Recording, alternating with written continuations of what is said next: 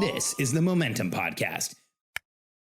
I'm Alex Sharfin, and this is the Momentum Podcast, made for empire builders, game changers, trailblazers, shot takers, record breakers, world makers, and creators of all kinds. Those among us who can't turn it off and don't know why anyone would want to. We challenge complacency, destroy apathy, and we are obsessed with creating momentum so we can roll over bureaucracy and make our greatest contribution. Sure, we pay attention to their rules, but only so that we can bend them, break them, then rewrite them around our own will. We don't accept our destiny, we define it. We don't understand defeat because you only lose if you stop, and we don't know how. While the rest of the world strives for average and clings desperately to the status quo, we are the minority, the few, who are willing to hallucinate there could be a better future. And instead of just daydreaming of what could be, we endure the vulnerability and exposure it takes to make it real. We are the evolutionary hunters, clearly the most important people in the world, because entrepreneurs are the only source of consistent, positive human evolution, and we always will be.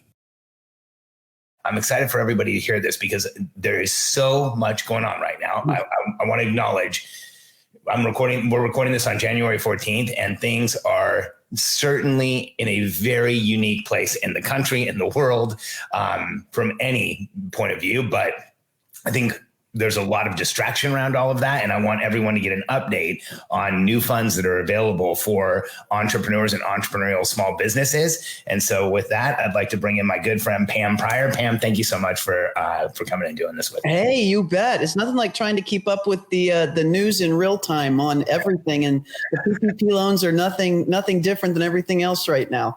Yeah. This has been an unprecedented time. Mm-hmm. I want to stick to the topic that we're here to talk about, which is the stimulus money as it directly relates to entrepreneurs. Mm-hmm. And what I want to make sure that we talk about is first, for those people who missed out on, and this is what it's called, it's the PPP program. What does that stand for again? Payroll Protection Program. Payroll Protection Program. So what this is the government wanted to help subsidize payrolls for any business that's in business right now. As long as you apply and you have the right numbers, you can get your payroll subsidized. And and really the right numbers is pretty much almost every business in the country, as long as your business in good standing that is there. And so, Pam, give us an idea of the new money that's available. So there is a new program, right? This is like stimulus round 2. How much money is available for small businesses? $284.5 billion this time. It was $540 billion or $520 billion went out the first time. And the issue was the $520 billion went out very heavily to larger businesses. Yeah. So this particular round of 284.5 sounds like it's less money, but if all of this goes to small businesses, then there'll be more small businesses covered than there were by the first $540 billion. Fingers crossed that happens and it doesn't get silly like it did last time, because now that it's come out, so some of the businesses have gotten money, it's confusing and challenging. I don't want to get stuck on that either. Mm-hmm. So let's talk about this new money. Yeah. So they exactly like you said, it got really bad the last time. So what they've done is they've actually set up a timeline here. Okay. So Monday and Tuesday of this week was only available to first-time borrowers and only through what they call community financial institutions, or CFI, very small local banks that very often focus on underserved and small businesses. As of Wednesday this week, yesterday, those same banks could lend to second-time borrowers as well. As of this Friday, as in tomorrow, the institutions that are a little bit bigger than the CFIs, but under $1 billion in assets, are going to be open for lending and taking applications. So that's kind of the big thing, is the last time all the big businesses came in and took all the money and started the big banks. So they're keeping the big banks stiff-armed until after they haven't even determined the date. They're going to let the big banks back in. So if you are, and one other thing, you don't have to have a relationship with the bank for them to give you a PPP loan. So you don't have to have a checking account with them or a credit card with them.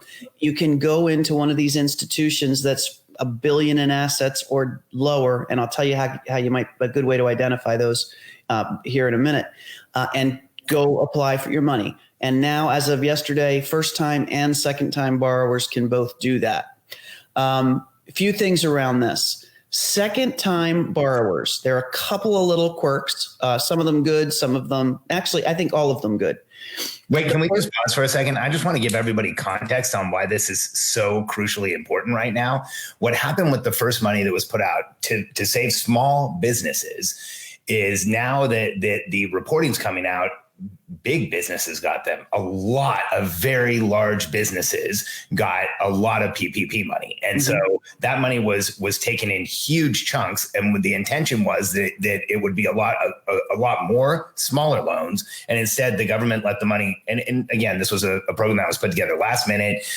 Everybody was trying to get money out and save people in the economy, but they let money go to what a lot have argued is the wrong businesses. So what's so crucial about this new amount of money is that by first going through first time borrowers, it's people who missed out the first time. What's also important is that by going to these smaller community banks, they don't have access to the larger organizations because that's not their business. That's not what they do. And so now there's a lot more money, like Pam said, fingers crossed, whenever it comes to the government, I never like on things working.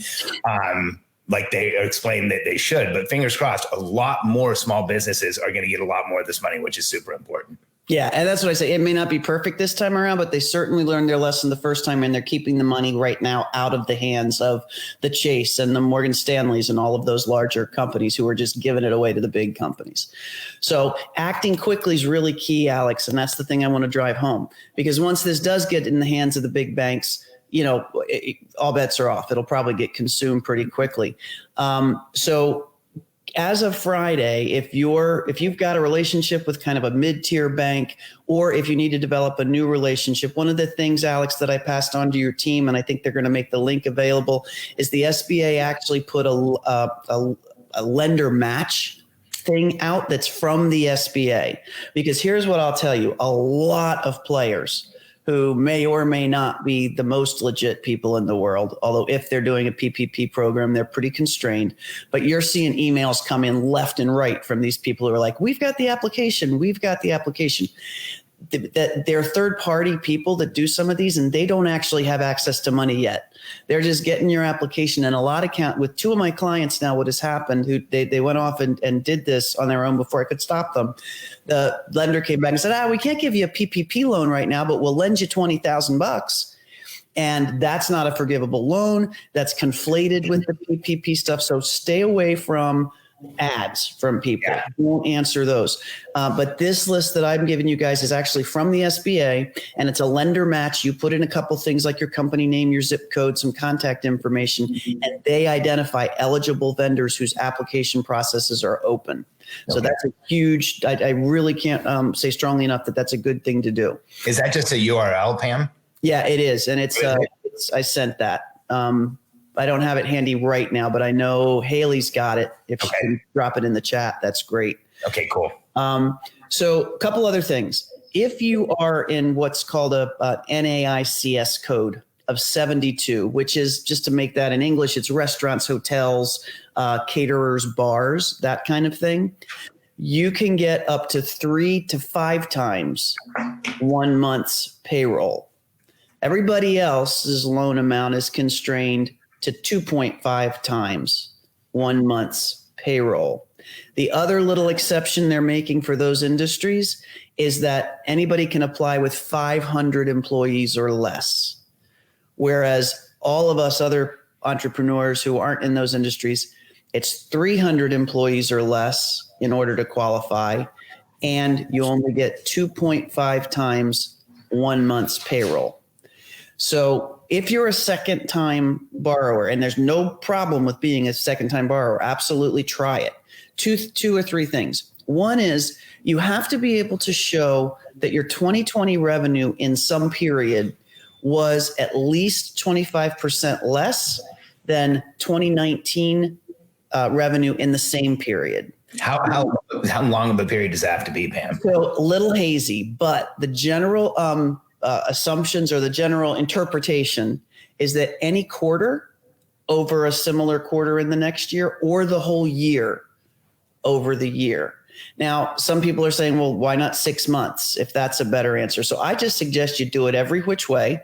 The application is going to ask for those numbers, and the application is a standard SBA application that every bank's going to use. They'll probably stick their logo on it, but it's going to be the standard application. And if you don't qualify, you don't qualify.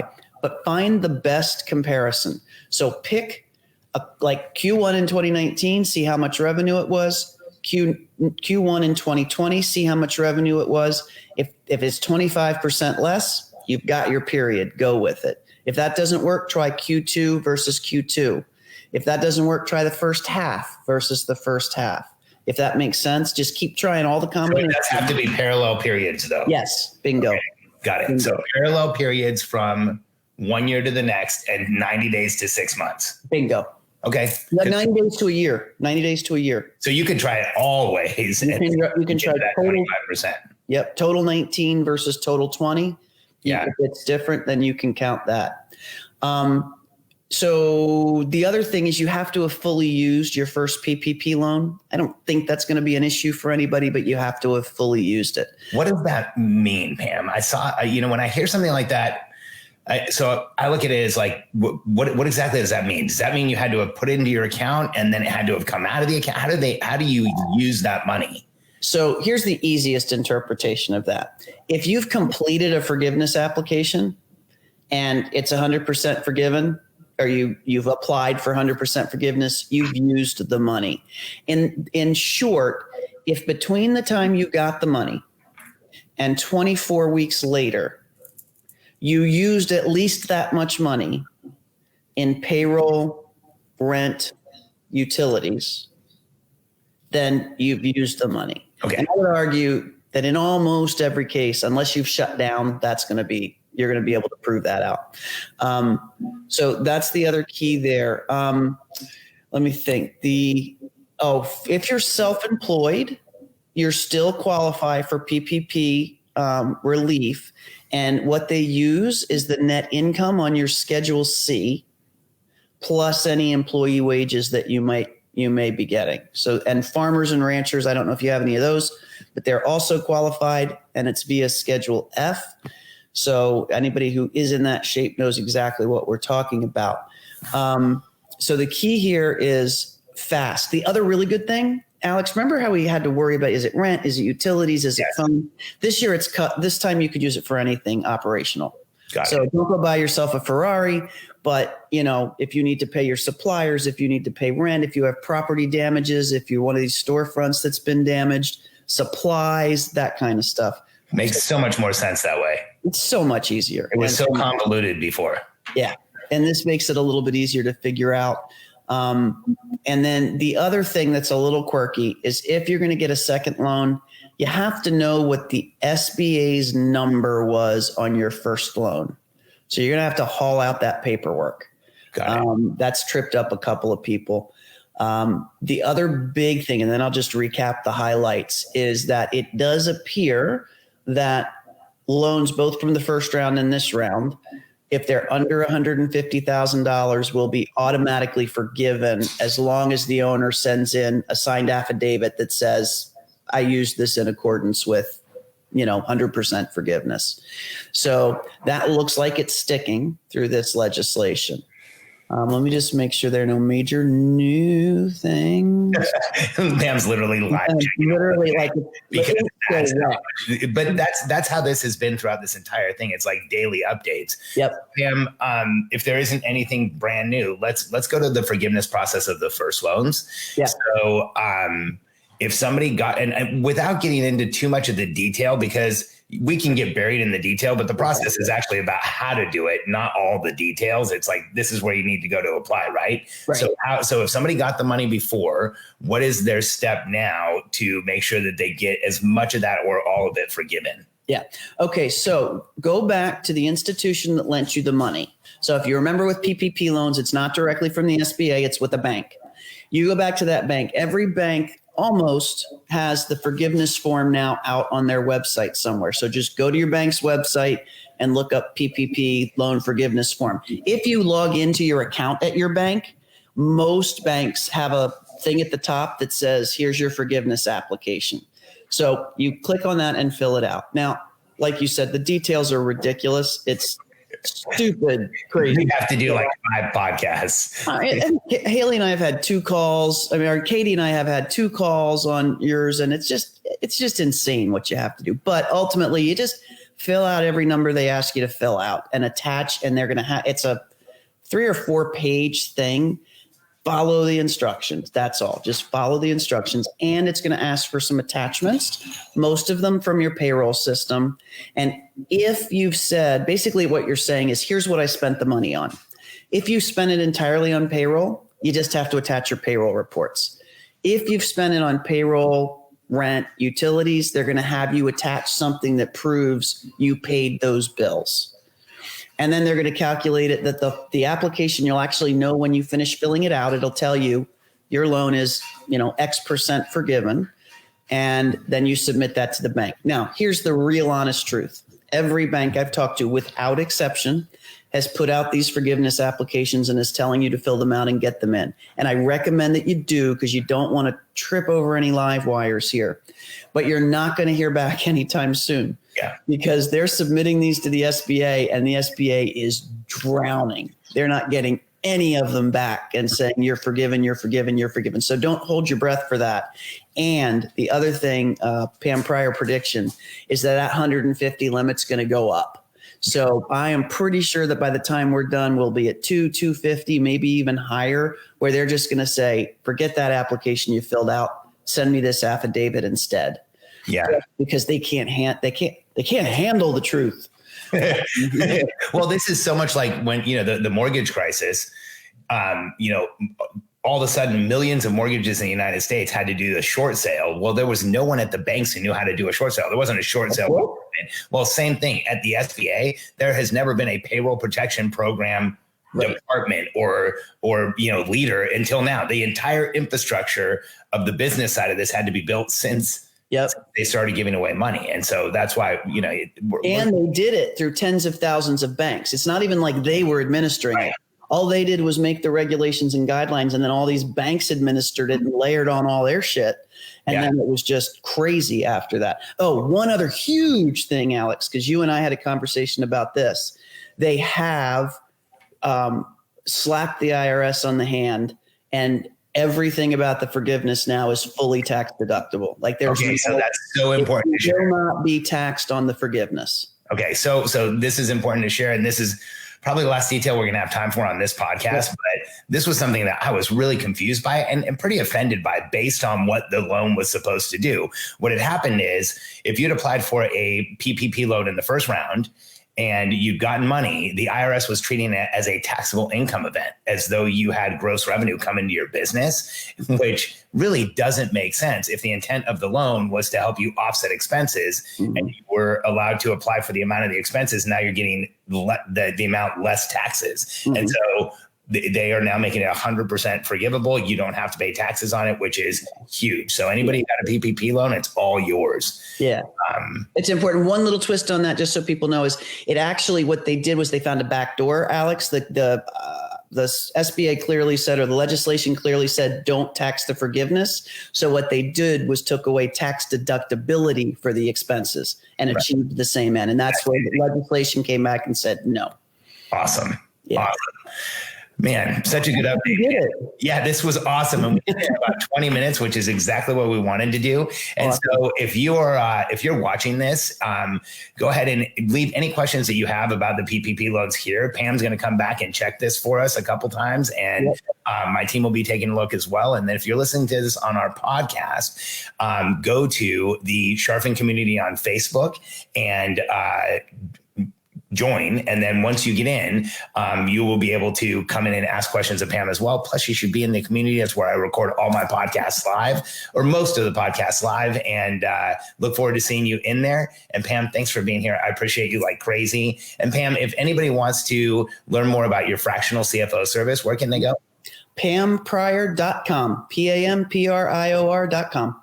Awesome. And so for anybody who's listening, like I said at the beginning of this, Pam is our outsourced or fractional CFO. She's, we actually had pretty good accounting and finance when we found Pam. It was something I worked on for over a decade in my business, but she came in and even though we were in a good place, made it easier, made it more plain language, made it even simpler, more fun. I mean, I know that sounds I love it. It is actually more fun.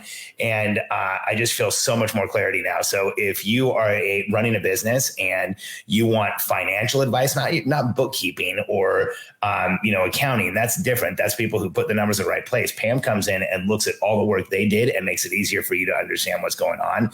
And there's very few people out there like her. So go to her website, check her out. She's amazing. And thanks for being here, everybody. We'll see you the next time. Thanks so much. Appreciate you.